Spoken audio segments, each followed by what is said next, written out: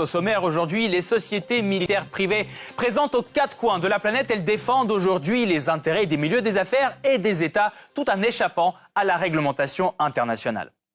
Alors pourquoi l'activité de ces combattants privés suscite-t-elle tellement de controverses à l'international? Des centaines de sociétés militaires privées, SMP comme on dit, sont actives actuellement à travers le monde. En Afghanistan, Irak et Syrie par exemple, de plus en plus de combattants privés s'y engagent pour vendre leurs services aux plus offrants.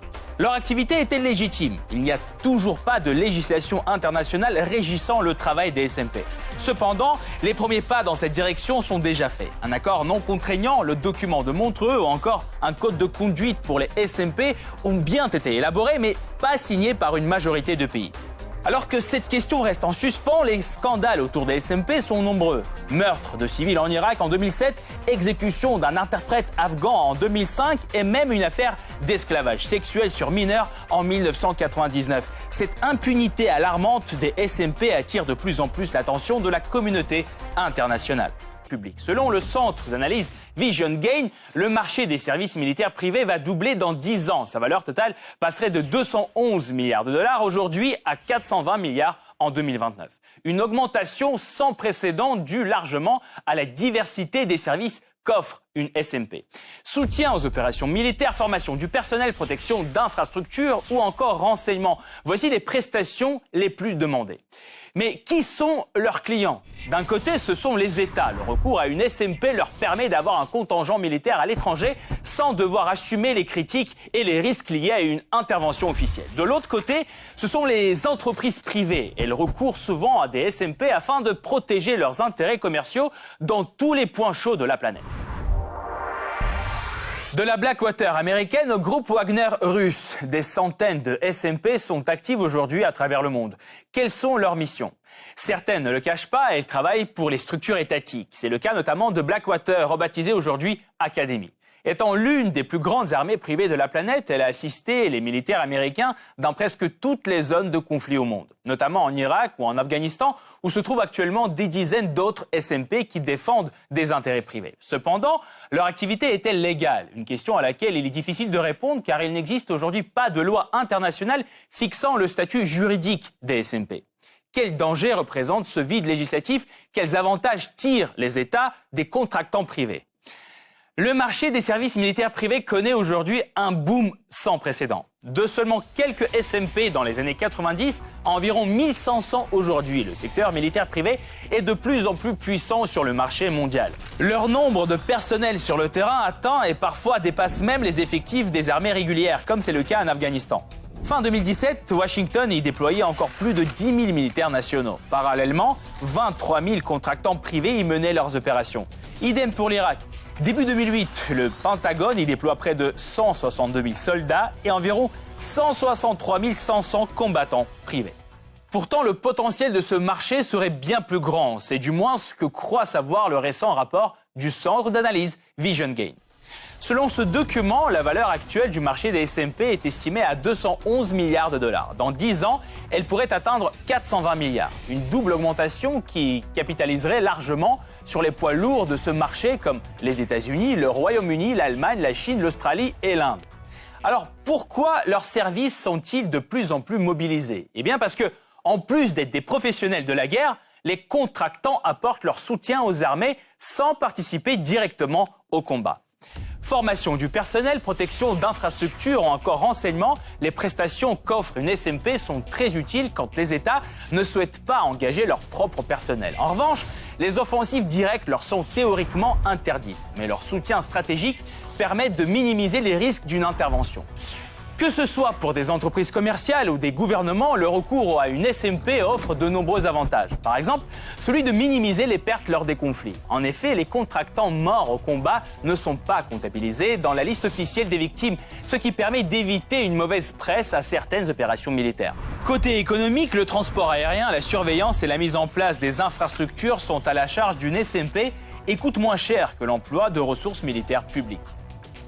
Une offre très avantageuse en période de déficit public que certains gouvernements n'hésitent pas à saisir. L'exemple des États-Unis est particulièrement parlant.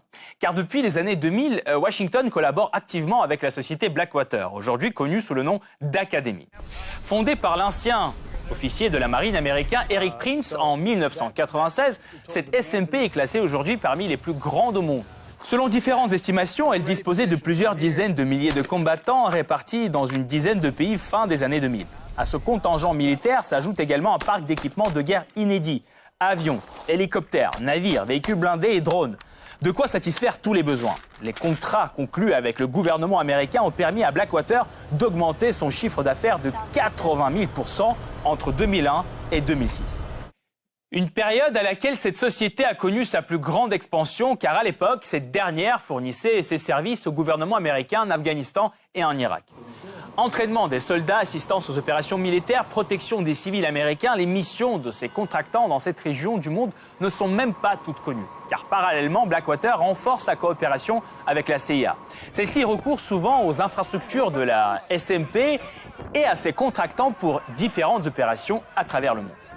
Blackwater se distingue donc par une large gamme de services disponibles par rapport à d'autres SMP qui préfèrent limiter leur offre à la formation et l'entraînement du personnel militaire uniquement. Comme c'est le cas par exemple de l'entreprise privée française Défense Conseil International, bien plus discrète que son homologue américain. Depuis octobre 2011, celle-ci maintient une coopération étroite avec l'État français. Lorsque ce dernier vend son équipement militaire à un pays partenaire, la DCI, comme on l'appelle, se charge de former le personnel étranger. Marine, terre, cyberdéfense, hélicoptère ou drone, les domaines sont nombreux. Pour accomplir ces missions, l'entreprise possède 1 millier de contractants et est présente dans plusieurs pays à travers le monde, notamment en Arabie Saoudite, au Koweït et en Inde. Partenaire privilégié du ministère des Armées, la DCI ne cache pas ses liens avec le gouvernement français. D'autres démentent catégoriquement leur dépendance vis-à-vis des structures étatiques. Tel est le cas de Wagner, société militaire russe. Parfois comparée à Blackwater, cette entreprise posséderait une armée privée forte d'environ 6 000 hommes, selon Bloomberg. Si on croit plusieurs médias occidentaux, ils sont actifs en Syrie, au Venezuela, en Libye ou encore en République centrafricaine. Les autorités russes ne confirment cependant pas ces 3 derniers points et nient tout lien entre Wagner et l'État russe. Selon Moscou, les combattants privés russes ne seraient officiellement présents qu'en Syrie, où ils coopèrent avec le gouvernement de Damas en matière de protection des ressources naturelles et de formation du personnel militaire. En ce qui concerne les entreprises privées, y compris les entreprises de sécurité privée, sous l'égide desquelles agissent les hommes que vous avez mentionnés et qui sont vraiment présents, ce n'est pas l'État russe. Elles ne participent pas aux opérations militaires. Le groupe Wagner reste malgré tout mêlé à plusieurs polémiques. En juillet 2018, 3 journalistes russes qui enquêtaient sur les activités du groupe en Centrafrique ont été assassinés dans des circonstances mystérieuses. Au Venezuela, selon une information de l'agence de presse Reuters, Wagner se serait rendu sur place pour assurer directement la sécurité du président Maduro 3 jours avant l'autoproclamation de Juan Guaido comme président en exercice. Information directement démentie par Dmitri Peskov, porte-parole du Kremlin.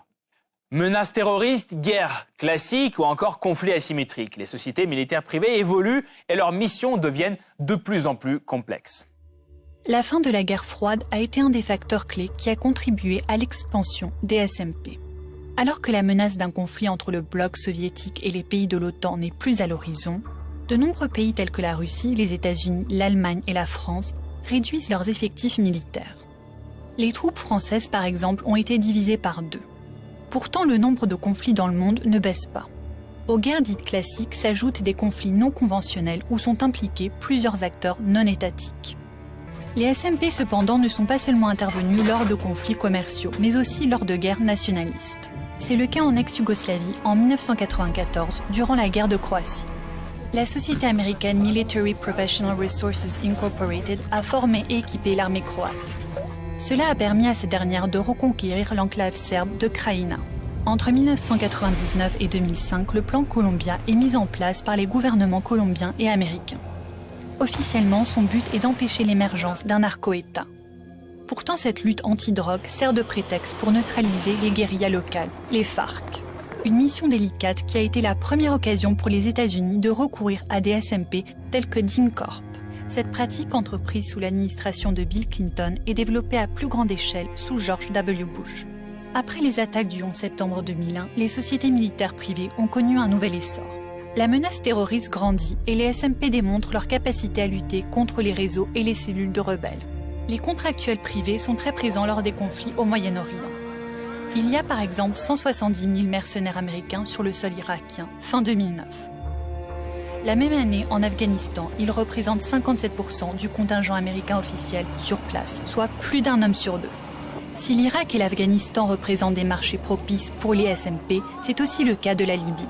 Les SMP se sont réimplantés dans le continent africain lors du conflit de 2011. Selon le journaliste Philippe Chaplot, des SMP français sont alors aussi sur le terrain comme Secopex, une société aux relations troubles avec les services français.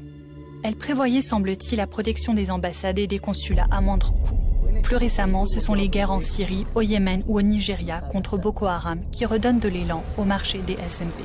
Cette présence passe souvent inaperçue des médias et du grand public. Pourtant, des scandales autour de ces activités attirent parfois l'attention du monde entier.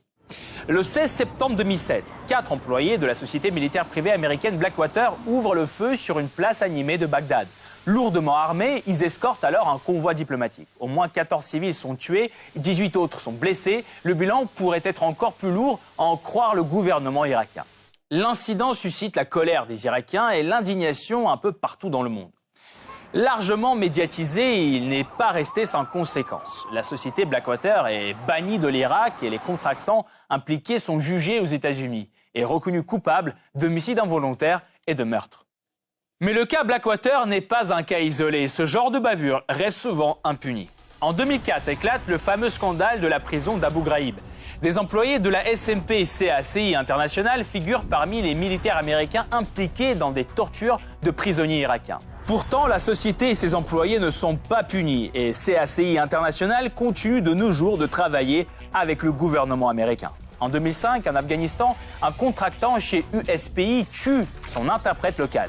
Comme conséquence, il doit simplement quitter le pays sans jamais être condamné. En 1999, en Bosnie, les employés de l'américain DynCorp sont au centre d'un scandale d'esclavage sexuel impliquant des mineurs. À nouveau, plusieurs figurants de cette affaire quittent le pays sans jamais passer par la case justice. Une impunité alarmante dont les causes sont profondément liées aux intérêts nationaux. Et même si les gouvernements tentent parfois une approche systémique contre ces activités, son efficacité reste aujourd'hui à démontrer. Après plusieurs scandales en 2010, l'Afghanistan tente de bannir toute société privée militaire dans le pays. Pourtant, l'interdiction s'avère inapplicable. Plusieurs compagnies sont par exemple exemptées à cause de leurs liens diplomatiques ou de leur participation dans l'entraînement de la police. D'autres préfèrent contourner les mesures et se réenregistrer comme entreprise de gestion de risque.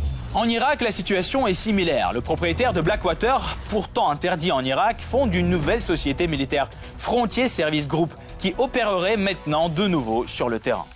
Toutes ces situations sont possibles grâce au flou juridique qui persiste autour des activités des sociétés militaires privées. Le statut de leurs employés n'est pas clairement établi.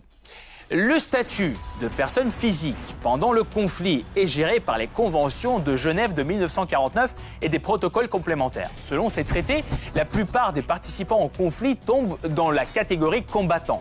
Ils sont autorisés à faire usage de la force pendant le conflit et tenus en même temps de respecter le droit humanitaire international. Pourtant, les contractants ne rentrent pas dans cette catégorie. Seules les forces armées régulières, membres de milices et de mouvements de résistance organisés ou de corps de volontaires appartiennent à cette catégorie. Autre catégorie à laquelle les contractants pourraient appartenir, les mercenaires. Là encore, on trouve des nuances juridiques de taille. Les mercenaires sont normalement employés directement par une partie au conflit alors que les contractants le sont par une société commerciale. Les premiers participent directement au combat et les seconds, officiellement, ne font que former et assister. N'oublions pas non plus par ailleurs que les mercenaires sont interdits dans plusieurs pays. Il ne reste donc aux employés des SMP que le statut de civil. Une position qui les prive de garanties propres aux mercenaires et combattants et ne permet pas de définir leurs obligations en lien avec leurs activités militaires. Quelques tentatives de régler le statut des contractants ont été entreprises à l'international. Néanmoins, elles sont encore loin de devenir universelles. En 2008, la Suisse et le Comité international de la Croix-Rouge élaborent le document de Montreux. Celui-ci affirme que le droit international humanitaire, le droit relatif aux droits de l'homme, s'applique bien aux entreprises privées. Il encourage en plus les pays à légiférer pour prévenir les abus potentiels. Il n'a aujourd'hui pourtant été signé que par 42 États. De plus, le document de Montreux n'a pas de caractère contraignant. En 2010, un pas suivant est tenté. Un code de conduite pour les sociétés privées prestataires de services de sécurité et dans le domaine militaire est élaboré.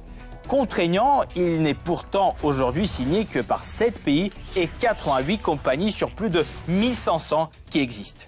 Dans ce contexte juridique difficile, les pays tentent tant bien que mal de réguler les activités des SMP. Dans certains pays, comme le Royaume-Uni et les États-Unis, il faut obtenir une licence du gouvernement pour enregistrer une compagnie militaire privée. D'autres, comme la Chine, leur interdisent l'emploi d'armes létales. En Russie, les sociétés militaires privées sont de fait légalement interdites. Tout cela n'empêche pas les entreprises de contourner facilement ces règles. Les firmes russes s'enregistrent à l'étranger ou en tant que sociétés privées de sécurité. Pour l'usage des armes, les compagnies chinoises forment des co-entreprises avec des entités étrangères. Cette partie-là n'est pas encore terminée. La semaine prochaine, une nouvelle partie vous attend avec d'autres pions sur l'échiquier mondial. À bientôt sur RT France.